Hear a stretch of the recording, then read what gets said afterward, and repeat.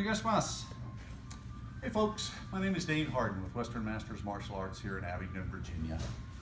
Each week we try to post a koan, which is a Zen story, a parable that has some sort of meaning, a lesson, sort of like something that helps us to understand life in general. Sometimes they're serious koans and sometimes they're more lighthearted.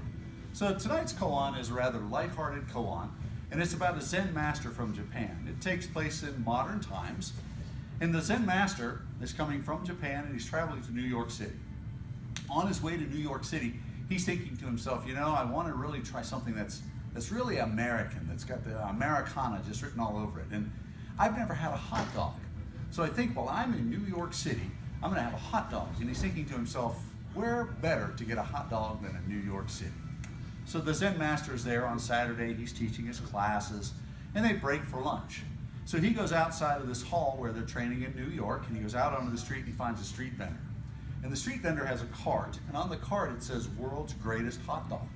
So the Zen master thinks, oh, what luck, the world's greatest hot dog in New York City, and I'm from Japan where we don't eat a lot of hot dogs. So he goes to the street vendor and he says, world's greatest hot dog? And the street vendor says, absolutely. He says, I would like one, please. So he reaches in his wallet, pulls out a $20 bill, hands it to the street vendor.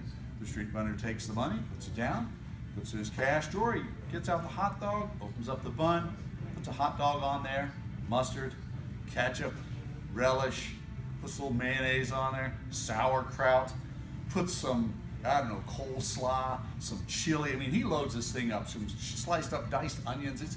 It is like a meal. It's huge. And so the Zen priest picks it up and he's looking at this hot dog and he takes a bite out of it.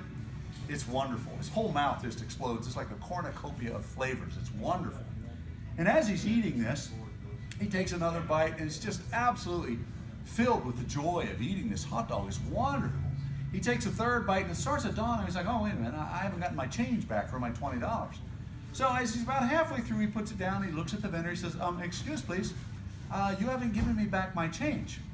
And the vendor looks at him and says, aren't you Takashi-san, the great Zen master from Japan? He goes, oh yes, that's me, Takashi-san, and I am from Japan. I do study Zen. He goes, ah, very good. He says, then you, of all people, should know that the change comes from within.